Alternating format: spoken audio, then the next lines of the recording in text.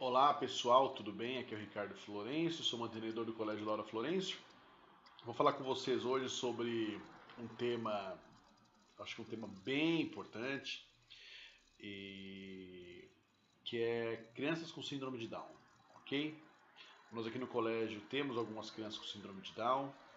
Eu agora também sou pai de uma criança com síndrome de Down, é o Heitor, tem 10 meses, tá? Sou pai de 3 filhos, então tenho a Laura, a Liz e agora o Heitor.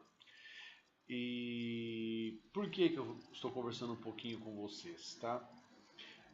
Se vocês são futuros pais ou já são pais com crianças com síndrome de Down, para que de alguma forma esse vídeo complemente as suas informações, que eu vou falar um pouquinho aqui da ótica escolar e também da ótica como pai, com um pai que tem buscado o melhor, todos os pais querem o melhor para os filhos, isso não é isso é uma regra, então os pais querem que os filhos cresçam, se desenvolvam, tenham uma profissão, enfim, formem uma família, esse é o desejo normal dos pais. E quando a gente recebe a notícia de que terá um filho que de alguma forma tem alguma demanda especial, existe uma preocupação com algumas questões, inclusive com o futuro do seu filho.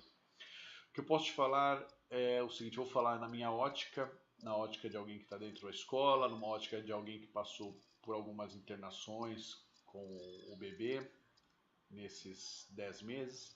Graças a Deus, eu estou gravando esse vídeo em julho, a última internação dele já faz já alguns meses. E as internações foram, em geral, por problemas respiratórios. Ele nunca tomou antibiótico, estava até falando isso ontem, né? Estava conversando com a minha família, estava na casa dos meus pais, e estava conversando com a minha irmã falando que ele nunca tomou antibiótico. As crianças com síndrome de Down, algumas delas são cardiopatas, então tem que fazer cirurgia do coração quando nascem. E o Heitor não precisou, então isso foi uma graça para nós, divina, porque querendo ou não, nós como pais ficamos aflitos quando o filho é internado, quando o filho tem que passar por uma cirurgia. Mas assim, o que eu posso falar é que eu conheço algumas crianças que têm síndrome de Down que passaram por cirurgias e que hoje estão bem. Tanto crianças que eu conheci nas internações do Heitor, como crianças que eu conheci também dentro da escola. Tá? Então, assim, faz a cirurgia, se recupera e fica bem, tem uma vida normal, certo? Bom, as crianças com síndrome de Down, elas têm uma diferença motora e cognitiva, tá? Essa diferença motora e cognitiva pode influenciar no desenvolvimento da criança no andar, nas atividades que são realizadas em casa, na escola, enfim, no processo de aprendizagem, certo? Na fala, enfim. Então, as crianças com síndrome de Down têm essa diferença. Então, elas normalmente são mais molinhas, então elas normalmente demoram mais para andar, demoram mais para começar a pegar objetos, enfim. Então, elas têm uma dificuldade. Depois nós vamos marcar entrevistas com físico, fono, com alguns profissionais que lidam com essas demandas especiais para dar algumas dicas para vocês, certo? Mas o que eu quero falar nesse vídeo aqui de hoje, que é um vídeo relativamente curto, é que é importante que se você tem uma criança, você tem um filho, é importante que ele vá para a escola. Não importa se é escola particular, escola pública. Nós temos aqui, inclusive, no canal, vídeos falando um pouquinho sobre isso. Então é importante que você traga o seu filho para a escola, certo? Minha mulher não trabalha, eu não trabalho, enfim, só um deles trabalha, só um trabalha em casa, então não preciso levar meu filho para a escola, eu posso ficar sempre com ele. Ok, é muito bom que você pode ficar sempre com seu filho em casa, tá? Que ele está sempre bem assistido. Mas é legal que você leve ele para a escola pelo menos às 4 horas, certo? Não precisa deixar ele em período integral. Eu acho que a escola de período integral ela é mais direcionada para aqueles pais que não têm nenhuma opção, os dois trabalham, ou a mãe trabalha, ou o pai trabalha, enfim, não tem uma outra opção com quem deixar a criança, tem família, não tem ninguém que mora perto, enfim. Então aí você deixa a criança em período integral na escola.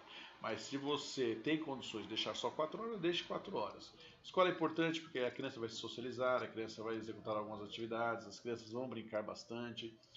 Então, o desenvolvimento da criança que vai para a escola é muito maior do que aquela criança que não vai para a escola, Tá? Principalmente se você mora numa casa que não tem outras crianças ali nos arredores, você não vai na casa do vizinho, quer dizer, então se essa criança não se socializa, ela pode, tá, ter mais dificuldade para se socializar no futuro, para se relacionar com outras pessoas. Então a escola ajuda muito nesse processo, ok? E geralmente as crianças que estão ali, elas todas se relacionando, elas acabam puxando, elevando o nível, né? Então por isso que é legal que você leve o seu filho com síndrome de Down para a escola, tá? Porque na escola tudo isso vai ser trabalhado, tá? A escola vai resolver todas as demandas? Não, não vai. Você vai precisar de fono, físio, TO, vai precisar de uma série de coisas para que o seu filho desenvolva a parte motora, consiga de repente andar, se ele iria andar, sei lá, com 3 anos, por exemplo, que ele ande com 2, que ande com 1 ano e 10, enfim, tá? Essas questões de caminhar, elas são relativas, difícil precisar dar datas, dar períodos, mas é importante isso. Se de repente seu filho iria começar a comer papinhas com, por exemplo, sei lá, 1 ano e meio, você consiga antecipar esse processo, que ele iria começar a soltar as primeiras palavras com, sei lá, 4 anos, que ele consiga a desenvolver a fala um pouco antes. Então, esses outros especialistas, fono, físio, TO, todos eles vão apoiar esse processo de desenvolvimento e desta maneira você vai conseguir antecipar o desenvolvimento da criança, tá? Esse é o ponto, tá? Que eu acho que é importante. Se você tem uma criança que ela não é estimulada, não importa, tá? Uma criança com ou sem síndrome de Down, ela vai ter um determinado desenvolvimento, tá?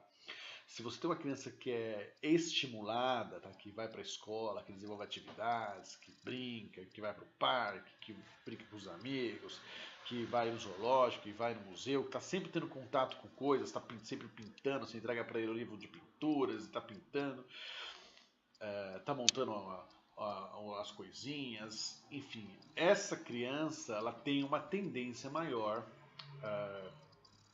a se desenvolver mais, tá? Não tem uma receita de bolo, tá? Mas o fato é que se você dá mais estímulos, você vai ter mais resultado, certo? Isso é fato, tá? Isso é uma questão até de física. Eu vou até gravar um vídeo, eu tenho um canal no YouTube, lá eu coloco alguns vídeos também. Isso é uma coisa que eu vou falar lá depois, mas aí focado em desenvolvimento pessoal, é uma outra linha de raciocínio. Mas fato é que quanto mais você busca algo, você tem uma demanda, você tem uma necessidade, você busca, a tendência é que você consiga se aproximar desse resultado. Se você não busca, esse resultado vai estar longe, tá? Se você for deixar a situação acontecer ao acaso, de uma forma natural, tá? Então aqui é isso, você estimular mais, tá? Então de repente você leva na físio, leva na fono, lá é uma sessão por semana, tem casos de 2. Então o que você vai fazer? Você vai deixar só por conta da físio, para que ela faça ali os exercícios, uma sessão de meia hora e ponto? Não, você tem que pegar e replicar esses exercícios em casa, conversar com o professor na escola, para que na escola o professor também consiga replicar. Sei que são contextos diferentes, mas, por exemplo, no berçário, o foco ali é desenvolvimento motor, a parte assistencial, e aí tem algumas coisas envolvendo texturas, envolvendo cores. Você começa a fazer umas iniciações. Então, você pode conversar com o professor e falar algumas coisinhas, né, que foram explicadas na física, de repente, dentro do tempo ali, dentro dos contextos, ele consiga também dar um apoio ali também. Enfim, então, eu acho que é todo mundo buscando o mesmo lado, tá? Então, se você tem físio, fono, escola, você em casa, família, buscando esse melhor, a tendência é que você consiga este melhor, ok? Era isso que eu queria falar para vocês hoje. Então, sim, seu filho deve ir para a escola quanto antes, respeitando apenas as questões médicas, tá? Tenha um médico de confiança, um pediatra de confiança, que entenda o seu contexto familiar e que junto vocês vejam o momento certo desta criança ir para a escola. Tá? Se depender dos profissionais de educação, eles querem que essas crianças venham para a escola o mais cedo possível. Dependendo dos profissionais de saúde, a tendência é que eles queiram postergar um pouco. Eu até entendo, porque realmente as crianças na escola, a escola tem mais risco de vírus, enfim, os problemas respiratórios normalmente se propagam, então é natural que exista assim essa preocupação e eu acho super válida, tá? Mas a partir do momento que todas as forças estão equilibradas, eu recomendo sim que vá para a escola, desenvolva, busque a ajuda dos outros profissionais para que o seu filho tenha o melhor, seja feliz e ele consiga assim realizar, certo? Nós queremos que os nossos filhos realizem, sejam felizes, mas realizem, então vamos estimular para que eles consigam realizar muito, ok? Se quiserem falar um pouquinho sobre isso, escrevam para ricardo@colegiolauraflorencio.com.br. Deixe sua mensagem aqui no canal, deixe seu joinha e se inscreva para continuar recebendo vídeos com atividades, conteúdo e entrevistas com profissionais que podem de alguma forma agregar para a sua vida e para a vida da sua família. Um abraço e até o próximo vídeo.